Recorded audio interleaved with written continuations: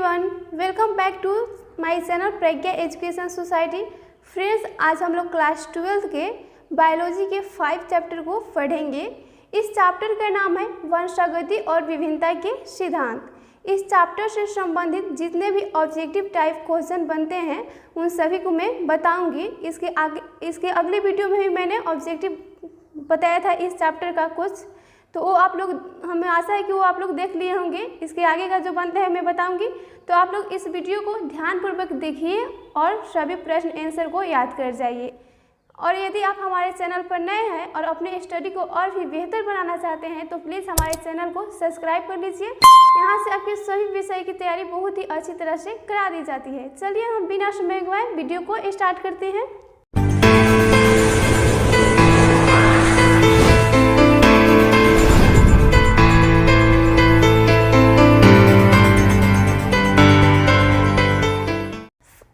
पहला क्वेश्चन है, इसमें 31 बताई थी अगले वीडियो में। उसके बाद का जो क्वेश्चन है, मेंडल के नियम का एक अपवाद है। मेंडल के नियम का एक अपवाद है, तो इसका आंसर होगा ऑप्शन नंबर सी। मेंडल के नियम का एक अपवाद है तो वह सहलग्नता है। सहलग्नता अपवाद है।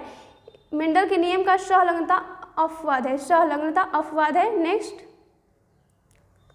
हीमोफीलिया है। हीमोफीलिया है। हीमोफीलिया क्या है?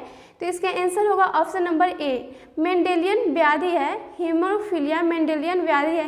यह एक प्रकार का अनुवांशिक रोग होता है हीमोफीलिया। इसे ब्लीडिंग रोग के नाम से भी जाना जाता है। तो यह एक मेंडेलियन व्याधि है। ऑप्शन नंबर ए राइट होगा।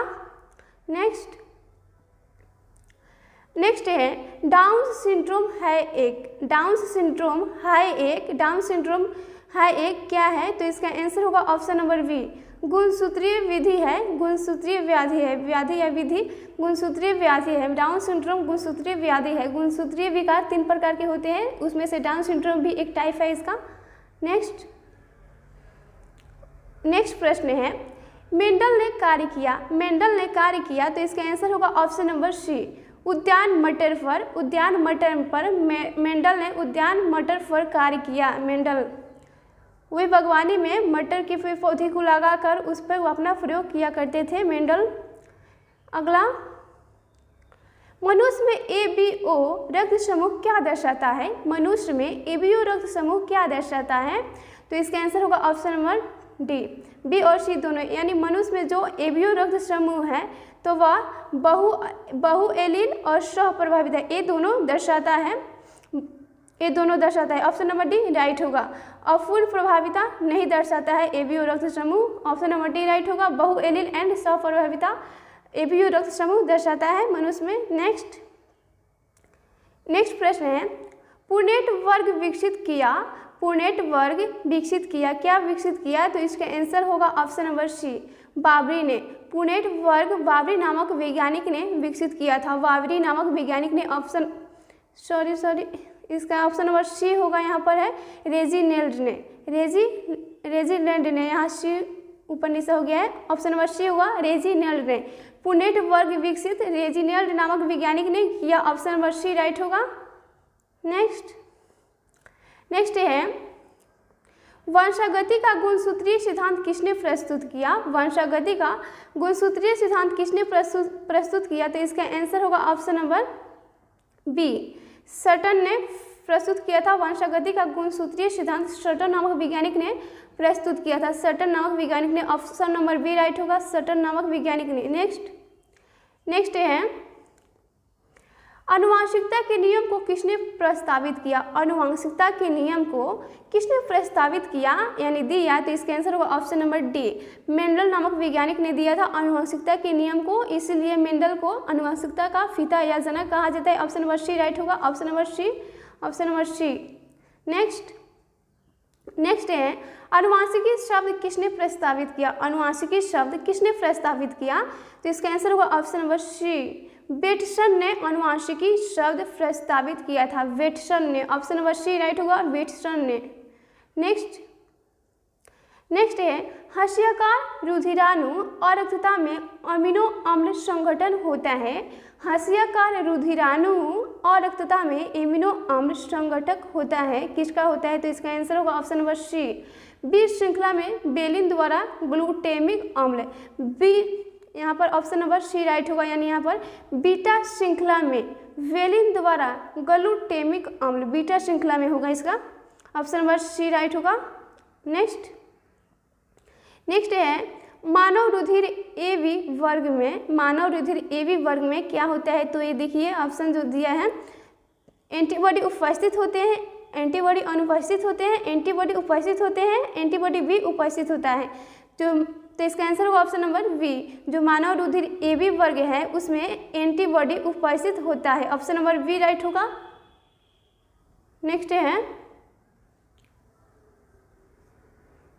नेक्स्ट क्वेश्चन है, एक जीन का जोड़ा दूसरे जीन के जोड़े के प्रभाव को रोकता है, एक जीन का जोड़ा दूसरे जीन के प्रभाव को रोकता है, उसे कहते हैं, उसे क्या कहते हैं, जो दूसरे जीन के प्रभाव को रोकता है तो उसे हम कहते हैं, तो इसका ऑप्शन है प्रभाविता, पॉलीमेरिज्म, एपिस्टेसिस और प्रभाविता, तो इसका आंसर होगा ऑप्शन नंबर सी, एपिस्टेसिस कहते हैं। एक जीन का जोड़ा दूसरे जीन के जोड़े के प्रभाव को रोकता है तो उसे हम एपिस्टेसिस कहते हैं, epistasis, option number C, epistasis.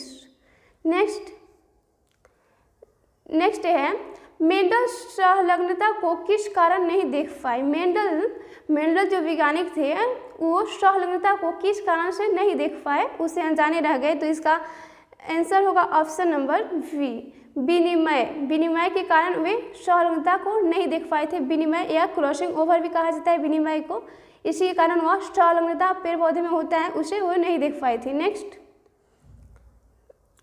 Next है जीन विनिमय किस अवस्था में होता है, जीन विनिमय किस अवस्था में होता है, ऑप्शन है जाइगोटिन, पैकिटिन, डिप्लोटिन या लिप्टोनिन, तो इसका आंसर होगा ऑप्शन नंबर बी, जो जीन विनिमय है तो वह पैकिटिन अवस्था में होता है, जीन विनिमय पैकिटिन अवस्था में होता है, पैकिटिन अवस्था, ऑप्शन नंबर बी राइट होगा।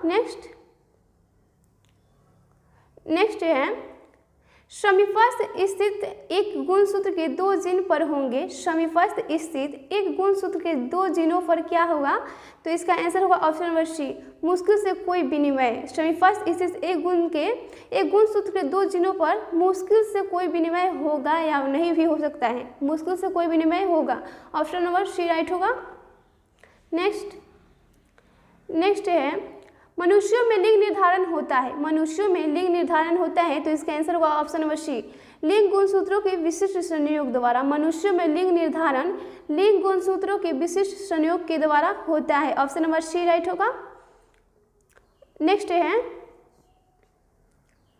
कानों पर बाल की बहुलता का जीन पाया जाता है, कानों पर बाल की बहुलता का जीन पाया जाता है, तो इसका आंसर होगा option number B, Y chromosome पर, वाई क्रोमोसोम पर, ऑप्शन नंबर सी सही होगा, Y, option number B, Y chromosome पर पाया जाता है बहुलता का जीन। नेक्स्ट है पूर्ण प्रभाविता अनुपस्थित पाया गया, पूर्ण प्रभाविता अनुपस्थित किसमें पाया गया, तो इसका ऑप्शन है मिराबिलिस जलापा में, फाइसम सेटाइवम में, लेथरस ओडेरेटस में या ओइनोथेरा लामार्कियाना में, तो इसका आंसर होगा ऑप्शन नंबर ए, मिराबिलिस जलापा में पाया गया, मिराबिलिस जलापा में पूर्ण प्रभाविता अनुपस्थित पाया गया था। नेक्स्ट है डाउन सिंड्रोम में गुणसूत्रों की संख्या कितनी होती है, डाउन सिंड्रोम में गुणसूत्रों की संख्या कितनी होती है, डाउन सिंड्रोम गुणसूत्रीय विकार का एक टाइप है, तो इसमें गुणसूत्र यानी क्रोमोसोम की संख्या कितनी होती है, तो इसका आंसर होगा ऑप्शन नंबर बी, 47 होती है। डाउन सिंड्रोम में गुणसूत्र की संख्या 47 होती है, 47, इसमें एक गुणसूत्र बढ़ जाता है, एक गुणसूत्र की वृद्धि हो जाती है। नेक्स्ट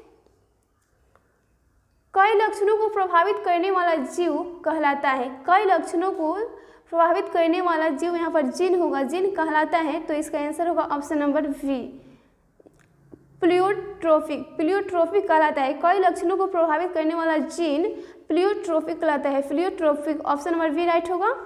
नेक्स्ट है विभिन्नताओं का स्रोत है, विभिन्नताओं का स्रोत क्या है, तो इसका विभिन्नता का स्रोत, तो इसका ऑप्शन है समसूत्री, अर्धसूत्री, निवेशन, उत्परिवर्तन, तो इसका आंसर होगा ऑप्शन नंबर डी, विभिन्नताओं का स्रोत उत्परिवर्तन है, ऑप्शन नंबर डी, उत्परिवर्तन या म्यूटेशन, विभिन्नताओं का स्रोत है। ऑप्शन नंबर डी राइट होगा।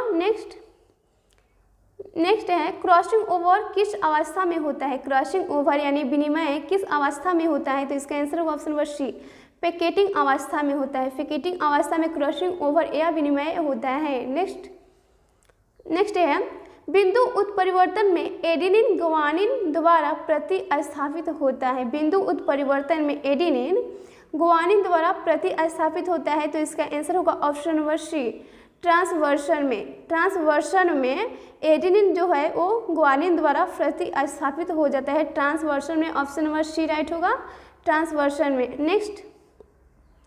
नेक्स्ट है ट्रिटिकम एस्टिवम क्या है? ट्रिटिकम एस्टिवम क्या है? तो इसका आंसर होगा ऑप्शन नंबर सी, हेक्साप्लोइड है। हेक्साप्लोइड ट्रिटिकम एस्टिवम हेक्साप्लोइड है। ऑप्शन नंबर सी राइट होगा। नेक्स्ट है एक क्रॉस में 1:2:1 का अनुपात क्या दर्शाता है? एक क्रॉस में, तो इसका ऑप्शन है प्रभाविता दर्शाता है, अपूर्ण प्रभाविता, संलग्नता, इनमें से कोई नहीं। तो इसका आंसर होगा ऑप्शन नंबर ए, प्रभाविता दर्शाता है। नेक्स्ट है इनमें से कौन सा रक्त समूह सार्वभौमिक रक्तदाता है? इसमें से कौन रक्त समूह जो ऑप्शन दिया उसमें से सार्वभौमिक रक्तदाता है? तो इसका आंसर होगा ऑप्शन नंबर डी, ओ, सर्वदाता यानी सार्वभौमिक, सभी को दे सकता है रक्त समूह ओ। ऑप्शन नंबर डी राइट होगा। यहाँ पर ओ रक्त समूह ओ होगा, रक्त समूह ओ। नेक्स्ट अर्जित गुणों की वंशागति का सिद्धांत किनके द्वारा दिया गया? अर्जित गुणों की वंशागति का सिद्धांत किनके द्वारा किया गया था? अर्जित गुणों की वंशागति का सिद्धांत, तो इसका आंसर होगा ऑप्शन नंबर बी, लेमार्क के द्वारा किया गया था। अर्जित गुणों की वंशागति का सिद्धांत यानी उपार्जित गुणों की वंशागति का सिद्धांत लेमार्क के द्वारा किया गया था।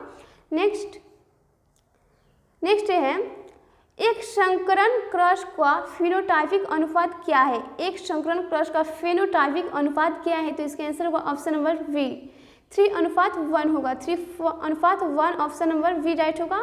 नेक्स्ट है मनुष्य में गुणसूत्र की संख्या है, मनुष्य यानी पुरुष में गुणसूत्र की संख्या कितनी होती है? तो इसका आंसर होगा ऑप्शन नंबर बी, 44 + XY पुरुष में गुणसूत्र की संख्या होती है और स्त्री में गुणसूत्र की संख्या 44 + XX होता है।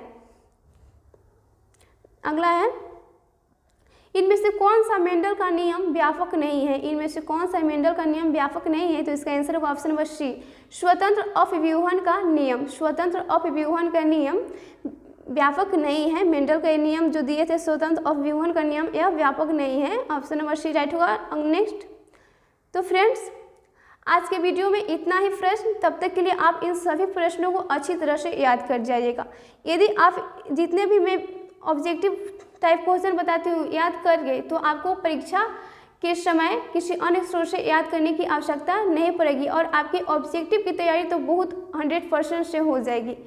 तो आप लोग याद कर जाइए। तो चलिए मिलते हैं नेक्स्ट वीडियो में। जय हिंद, जय भारत।